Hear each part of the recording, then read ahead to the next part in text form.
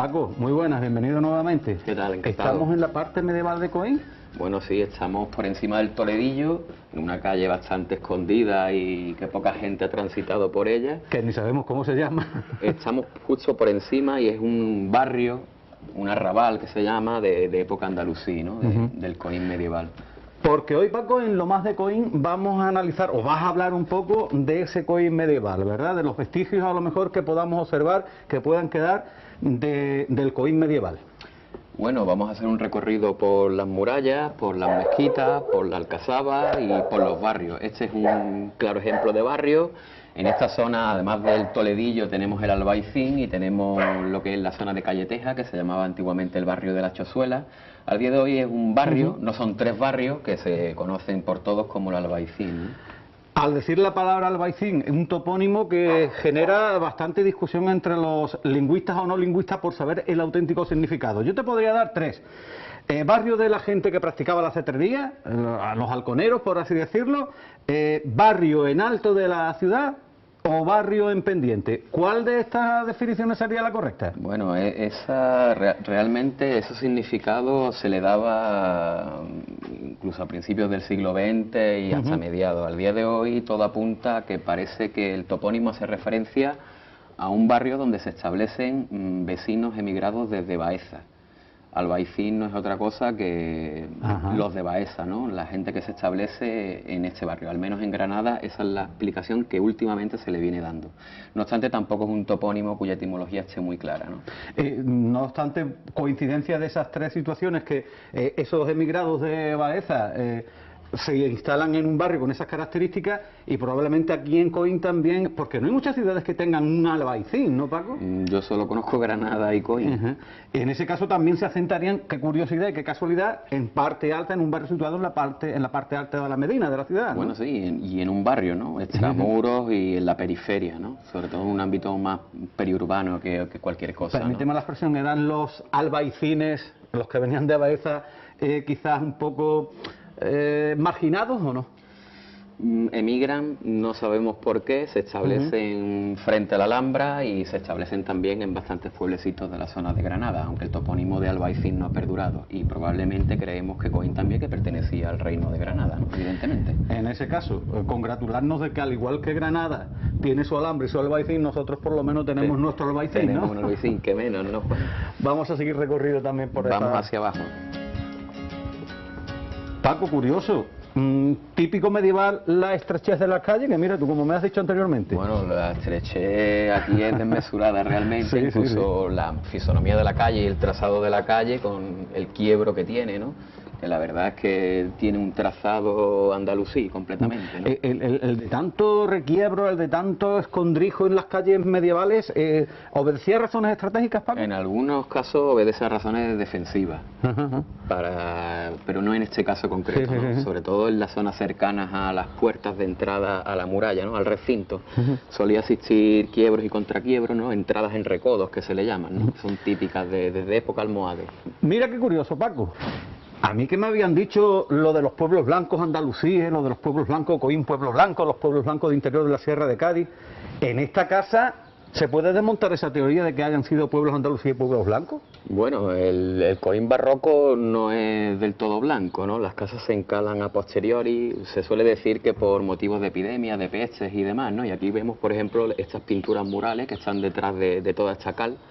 Y existen varios ejemplares en Coín como este. Recientemente, en la zona de la Plaza de San Juan, la conocida casa de Ramón, pues también tenía pinturas murales, incluso por detrás de pescadería. No todas las casas, como vemos, eran blancas, y menos en el Coín barroco, ¿no? Simple y llanamente por esa cuestión supuestamente sanitaria, por lo que se encalan por esa epidemia de peste, me dices, ¿no? En este caso. Eso parece ser la razón, ¿no? ¿Esas pinturas nos dan muestra también de la antigüedad de este barrio, Paco? No, ¿Puede ser significativa? El barrio es más antiguo todavía, mucho ¿no? más antiguo, pero con total seguridad, ¿no? El barrio es de época andalusí, incluso tiene un carácter residencial, el Albaicín tiene grandes huertos en el interior de esas casas, son casi medio almunias, ¿no? Son grandes haciendas, digamos, con sus huertos interiores, ¿no? Qué curioso. Incluso muchas casas del Albaicín están provistas de pozo particular, ¿no? ¿Cármenes como en Granada, Paco, quizás? Algo similar. Algo similar, ¿verdad? Muy similar. Pues muy curioso. seguimos nuestro recorrido, ¿no? Otro enclave que tenemos también en la parte alta de la Medina, en la parte del barrio del Albaicín, por así decirlo, ¿verdad? Sí, nos encontramos también en otro arrabal. Al día de hoy es todo el mismo barrio, podemos llamar en los Albaicines, ¿no? Pero en su época este es el barrio que le llaman de las Chozuelas. Ajá. Hoy día, pues como vemos ahí, es calle Teja, pero como te digo, aquí hay una fuente bastante importante, que es la fuente que le llamaban en el 18 de San Antonio, y esa fuente conformaría un arroyo. Sí. Que de hecho debe ser uno de los que da origen también a Coín, ¿no? Porque no hay otro punto de agua tan cercano a lo que es la zona del casco histórico como esta fuente. Precisamente acabamos de ver ese vestigio de lo que estás diciendo en esas instalaciones, esa infraestructura que acabamos de ver, sí, bueno, subterráneas ya a día de hoy, ¿no? Esto es lo que se conoce como la alcubilla del público. Ahí es donde desagua lo que es la fuente del barrio de la Chozuela, la fuente de San Antonio, y que, como te digo, es una de las fuentes principales del Coín histórico, ¿no? Y como te estaba comentando antes, esto no deja de ser otro de los arrabales de Coín, también de carácter residencial. Y Coín, decirte ante todo que es una medina, ¿no? Y fue una medina. Las fuentes documentales no lo recogen expresamente, sí, de que sea una medina. Una medina es una ciudad. Pero existen ciertos rasgos urbanos que no pueden pasar desapercibidos, incluso los niveles demográficos, ¿no? Coín tenía cerca de 3.000 habitantes en el momento de la conquista. Solo le superaba Ronda y Belén Málaga. Marbella tenía también otros 3.000 habitantes. Esos niveles demográficos dan cuenta de que Coín por entonces era una de las capitales de la zona de la provincia de Málaga. Y probablemente esos niveles demográficos los consigue en época nazarí. Sí. Probablemente también por lo que se conoce como el avance cristiano, ¿no? El avance cristiano hace que la frontera retroceda y toda la población que hay en la zona de detrás de Casarabonela, de Sierra Prieta, Sierra Cabrilla, toda esa zona se militariza y toda esa población campesina acaba estableciéndose en la zona de Río Grande, en la cuenca de Río Grande y, como no, en Coín, que era el centro urbano más importante de por aquel entonces, ¿no? Incluso hay rasgos urbanos en Coín que no existen en los pueblos circunvecinos, que dan pie, y bueno, da pie sobre todo a decir que esto fue una auténtica medina, ¿no? Esos rasgos urbanos se pueden ver perfectamente en el aparato defensivo. Coín tenía una alcazaba, tenía una muralla, en los edificios públicos. Coín tenía una mezquita aljama, además varias mezquitas, rábitas, agüillas, incluso unos baños públicos, que esos baños no los encuentra tampoco en los pueblos, en las alquerías vecinas de Coín, incluso un sector industrial y artesanal que también es único en el entorno, ¿no? Sobre todo está situado en la zona de Río Bajo, de Calle Antequera y aledaños, que ahora iremos a verla. Allí, pues bueno, existían tenerías, existían ollerías, los corrales estaban allí, el ejido estaba cercano. Después ya en el casco urbano tenemos la presencia de una alhóndiga, tenemos la presencia de muchas tiendecitas. Lo que no consta en las fuentes es que hubiera zoco, que el zoco muchas veces es representativo de lo que es una ciudad, ¿no? De los mercaderes y vendiendo, pero no consta en los documentos de que tuviera zoco. No quiere decir que no lo hubiera, ¿no? No quiere decir que no lo hubiera, sí, probablemente además, existía, todas las ¿no? infraestructuras que estás diciendo son típicas de esa ciudad andalusí y de ciudad andalusí de importancia y de relevancia, evidentemente. Es que ahí está la cosa, es que no solo existen arrabales con carácter residencial, sino también existen arrabales con carácter productivo, artesanal e incluso en muchas partes industrial, ¿no? Sobre todo en la zona que queda extramuro hacia el norte, que ahora iremos a verlo, ¿no? Seguimos entonces, ¿no? Venga.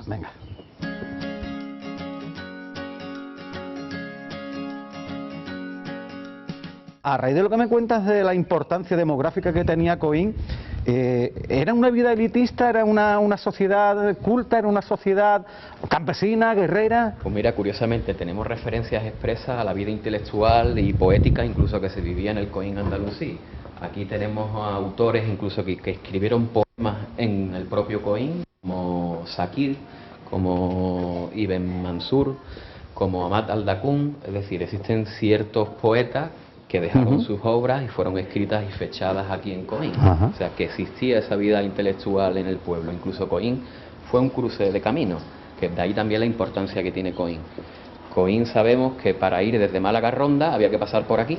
Sí. De hecho, hay un viajero muy famoso que se llama Ibn Batuta, que hace el recorrido en Málaga-Ronda pasando por aquí, y sabemos también que desde Antequera a Marbella también había que pasar por Coín. Tenemos también una referencia documental expresa a un sultán de nazarí que fue destronado, y de camino al exilio, que iba dirección al Magreb, en el trayecto de Antequera hacia Marbella pasa por Coín, incluso pasa en compañía de Ibn al-Hatib, que es un sabio polígrafo muy conocido a nivel intelectual, ¿no? Vamos, que si me apura, evidentemente la Medina de Coín, Daquán al-Coín, ahora el nombre ya, eso es otra de las controversias que tenemos para saber y conocer cuál es el origen de nuestro nombre, pero sí que si me apuras, la Medina de Coín era una de las importantes de la Cora de Raya, ¿verdad?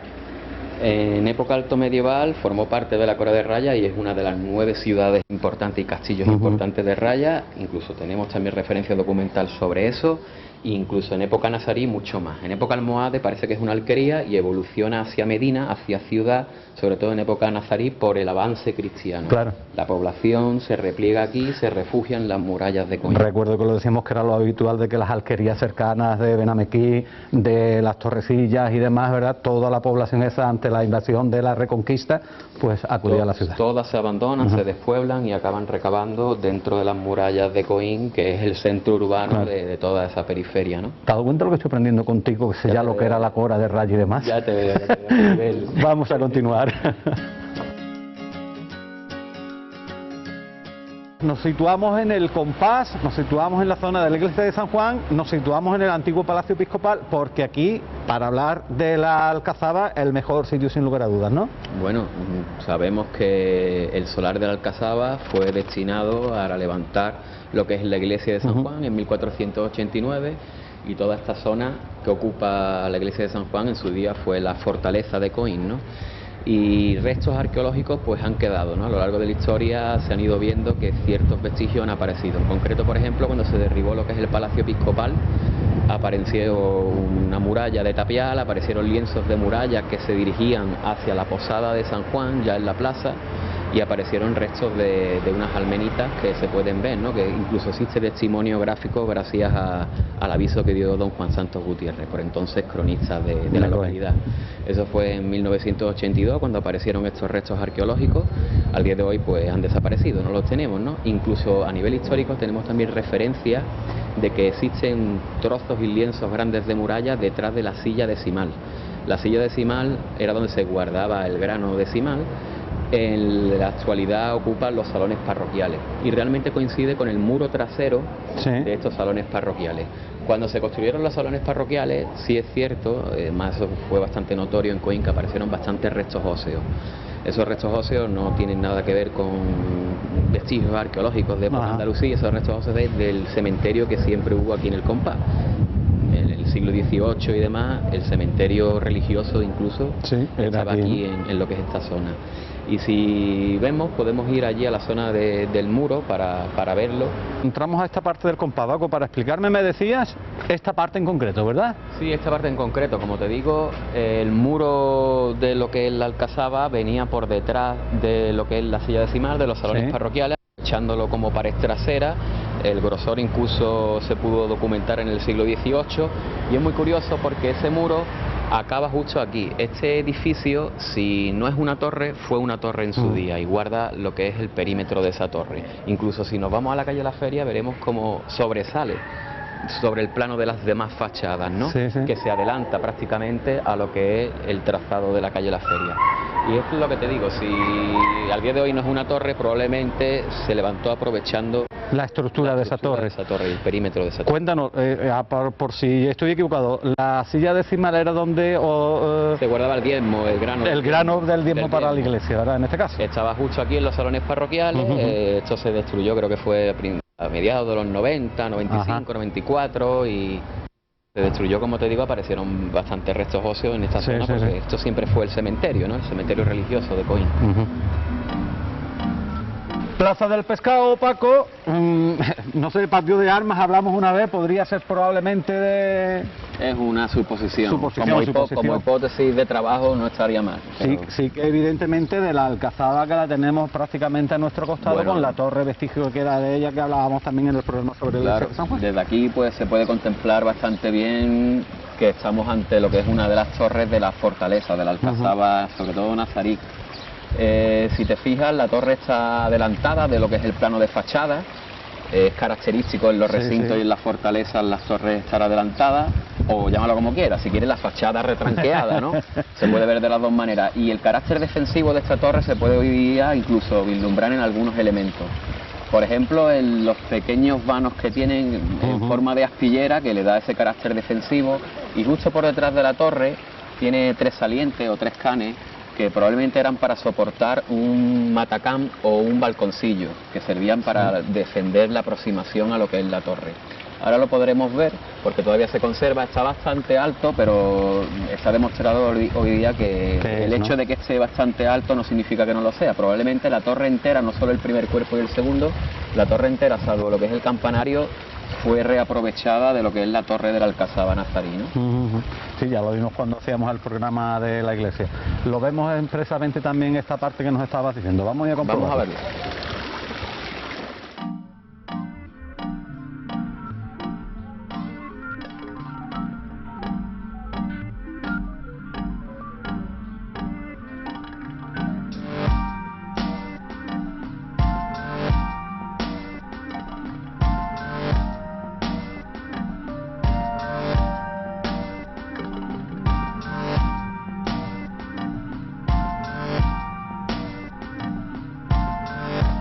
Bueno, Paco, hemos visto, estamos analizando esas partes como decíamos, hemos empezado por el Albaicín, hemos visto después también la Alcazaba, parte de la Aljama o Mezquita Mayor, ¿no? Sí, esto realmente es el centro neurálgico de Coín. Todo el entramado urbano de Coín va enfocado hacia la mezquita, que era, digamos, el elemento o el centro religioso principal, incluso que articula todo lo que es el urbanismo de Coín. Fíjate que este es el único sitio de Coín donde confluyen 5 calles. Allí tenemos la calle Álamo, tenemos la calle cercana de Santa María, tenemos la calle de Santa María, que es la que comunica la Alcazaba con lo que es la mezquita. Allí tenemos la calle San Francisco y más abajo pues tenemos la calle Doctor Palomera y la calle Caridad, que mediante las 4 esquinas acaba desembocando justo aquí en la zona de... Que me acuerdo, me decías cuando hablábamos de esta zona en un anterior programa, que era la calle Real, ¿verdad? Por aquí pasaba la calle Real, era Travesía, era una de las calles más importantes de Coín y en cierta medida esa importancia se remonta totalmente al medievo, ¿no?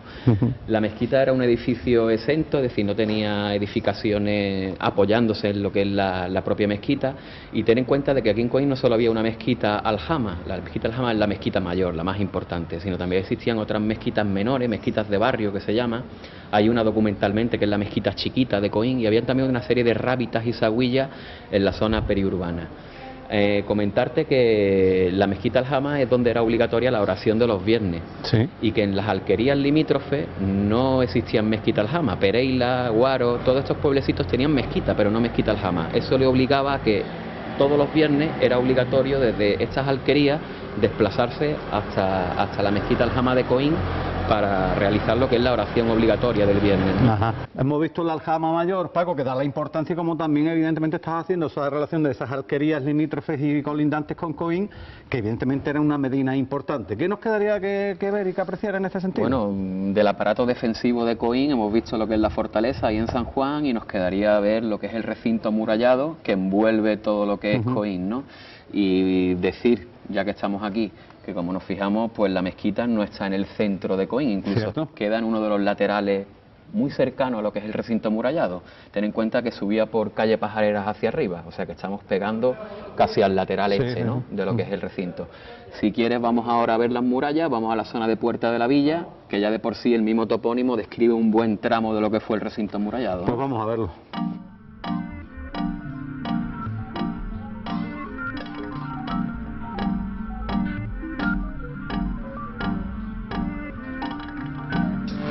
Mira, Juan, antes de llegar a la Puerta de la Villa, te voy a explicar aquí brevemente que la muralla va por detrás de estas casas y van volviendo todo lo que es esta zona, y justo aquí tenemos un marco de ingreso a lo que es el recinto al interior. Después allí vamos a ver otro, y justo en el otro extremo de la Puerta de la Villa vamos a encontrar otro marco de salida al exterior o de ingreso al interior, como queramos verlo. Marco de ingreso o de salida.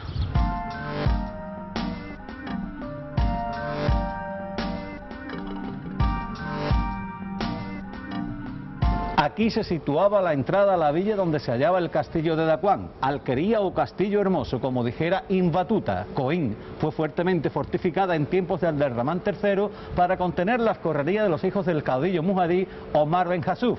Al-Jatib la recordaba como un hermoso jardín y un estanque, una mesa a la que no faltaba ningún regalo. Paco, de esa leyenda que pone en esta placa que sitúa la entrada a la puerta de la villa, ¿qué nos tenemos que creer? A medias, la verdad que poco, ¿no? Porque las traducciones además son decimonónicas, son bastante antiguas y realmente Ibn al-Jatib no decía eso, decía otra cosa totalmente distinta, pero las traducciones del 19 han llevado a que la tradición historiográfica repita esos errores, ¿no? Y esa tradición la hemos mantenido erróneamente, y se sigue manteniendo, es decir, en Internet sigue existiendo el mismo tipo de imprecisiones y de errores, porque realmente son errores.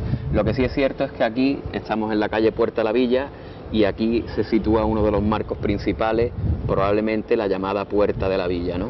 Justo al final de esta calle tenemos también otro marco, que ahora iremos a verlo, y realmente hay cierta confusión en torno a lo que es la identificación de esas puertas, ¿no?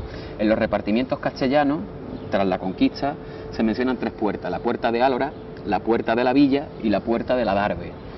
La Puerta de Álora probablemente sea esta, que es la que conecta con calle Antequera. ¿Coincidiendo con la nomenclatura de Puerta de la Villa? Probablemente lo que es la Puerta de Álora conecte con la calle Antequera. Realmente para ir a Antequera se iba por Álora y se iba por detrás del cementerio, no se iba como hoy por Villafranco, naturalmente, ¿no? Posteriormente, en el siglo XVII, aparecen en los documentos 4 puertas: la Puerta de la Villa, la Puerta de los Ángeles, que probablemente esté situada en la calle de los Ángeles, hacia arriba, la Puerta de Málaga y la Puerta de Marbella, que eran las 4 salidas importantes de Coín. Esas puertas se cerraban a cal y canto en tiempos de epidemia, de peste y demás. Incluso se ponían guardias y vigilancias para que nadie pudiera acceder a la villa en época de contagio, ¿no? Y es curioso porque, bueno, realmente está más que demostrado muchas de estas puertas en las localizaciones que pueden estar, ¿no? La salida a Marbella, la salida hacia Málaga, la salida hacia el convento de los Ángeles, por calle de los Ángeles, camino de los Ángeles, y esta probablemente sea la antigua Puerta de Álora que mencionan los documentos, con mucha probabilidad, ¿no? Nos situamos entonces en el que sería otro de esos marcos que has descrito, ¿no? Estamos en otro de los extremos de la Puerta de la Villa. Hemos visto que en un extremo sale a uno de los marcos de ingreso, y aquí pues justamente tenemos otro de estos marcos de ingreso a lo que es el recinto intramuros, ¿no? Esta es la calle que continúa hacia lo que es la Plaza de San Andrés. Tenemos un documento del siglo XVII que describe el antiguo hospital de San Andrés, porque aquí se ubicó el primer hospital que hubo en Coín. Y ese hospital lindaba con la calle Real y lindaba con la muralla árabe, que está arruinada. Por entonces, como te digo, pues estaba ya arruinada, pero está demostrado por documentos de que toda la muralla envolvía todo lo que es la Plaza de San Andrés por la parte trasera, ¿no? Y muy probablemente toda esta zona hacia allá, que ahora vamos a ver con mejor campo de visión, aprovecha el corte vertical natural del mismo travertino, y prácticamente son casas muros, ¿no? Ahora las veremos. A espalda nuestra, ese vestigio de lo que pudiera ser la muralla, aunque no sea la muralla auténtica, pero sí esos materiales que vestigian que aquí estuvo esa muralla, y son materiales de derrumbe de muralla, ¿no? Hay materiales amortizados de la antigua muralla, pero también incluso hay cimentación de la muralla original, como vemos ahí.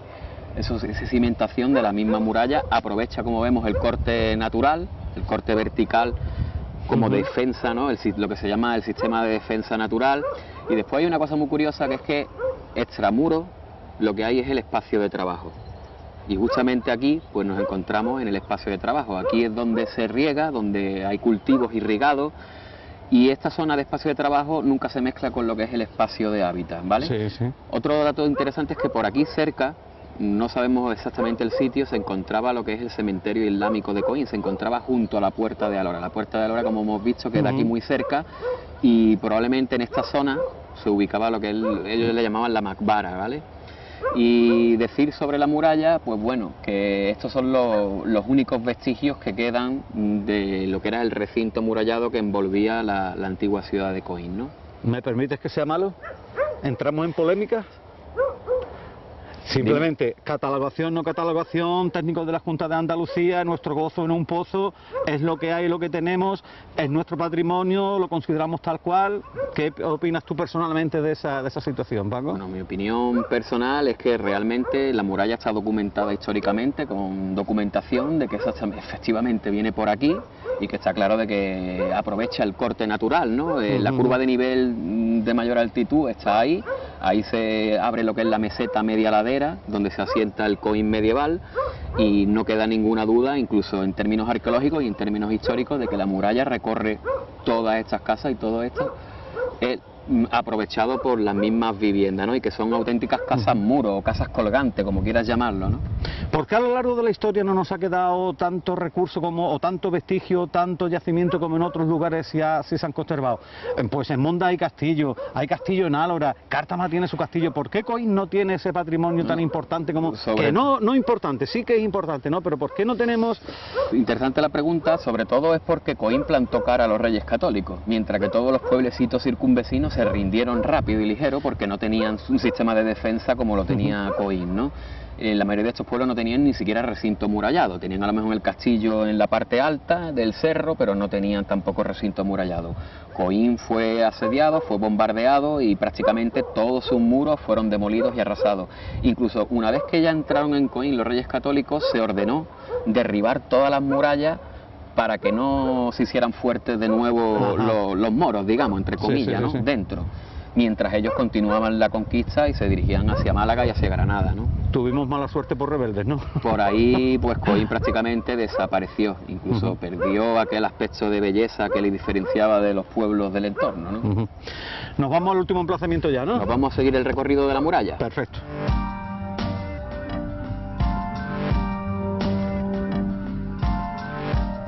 Paco, la conocida fuente de los caños de Coín, ¿también relativa a lo que estamos hablando en el día de hoy? Bueno, esta fuente es muy curiosa, ¿no? Porque surge y brota desde los mismos cimientos de esta casa, ¿no? Y tenemos justo detrás de todas estas viviendas, de toda esta calle, tenemos que aprovechan estas casas como pared trasera lo que es la antigua muralla, ¿no? Que es el recinto que venimos recorriendo su perímetro. Sí. Y es muy curioso porque hay justo en la puerta de Álora existen referencias a una fuente que muy probablemente estemos hablando de esta. Desde aquí hacia abajo estamos hablando del arrabal productivo, ¿no? De carácter artesanal, incluso en muchos casos industrial, ¿no? En todo lo que es la calle Antequera tenemos la zona de Molinos, de Batanes. Esta zona que hay aquí antiguamente tenía el topónimo de las Tenerías. Incluso hay muchas casas que tienen venero propio en el interior, de las viviendas que quedan de aquí hacia abajo. Justo allí en la plaza del Matadero o de la Matanza, antiguamente se llamaba de los Corrales, ahí es donde se situaba y guardaban el ganado por las noches. El ejido que lo tenemos justo en la zona del cementerio, y después sabemos y conocemos que aparte de los Molinos y Batanes, allí tenemos justo en lo que es la zona del Humilladero, tenemos alfares, tenemos joyería, es decir, tenemos ahí un complejo industrial y productivo, y aquí se conformó a extramuros de la ciudad todo lo que era el espacio de trabajo artesanal e industrial del Coín medieval, ¿no? Coín medieval que, como decíamos, consideramos patrimonio nuestro y que tendría que estar por parte de quien corresponda mucho mejor cuidado de lo que lo tenemos, Paco. En definitiva, el patrimonio que se conserva al día de hoy, sobre todo el de Molinos, ¿no? Que es el más interesante, pues con el tiempo se están abandonando, prácticamente solo queda una fábrica operativa, lo demás ha cerrado todo y estará predestinado probablemente a desaparecer, lamentablemente, ¿no? En vez de otras ciudades que con ese patrimonio que tiene saben explotarlo, disfrutarlo y sobre todo, pues eso, mantenerlo y cuidarlo, ¿no, Paco? Claro, y ponerlo en valor, y ¿no? Ponerlo en valor. A la hora de ofrecerlo al turista incluso. Ojalá algún día nosotros, si no en esta generación en la que estamos, generaciones futuras, sí que sepan apreciar lo que nosotros podamos o sepamos dejarles. A ver lo que digamos. Como siempre, un placer haberle tenido con nosotros los más de Coín, y lo imploramos para que esté con nosotros en un nuevo programa, ¿de acuerdo? Fenómeno. Señoras, señores, esto ha sido todo por hoy en lo más de Coín. Las esperamos en el próximo programa.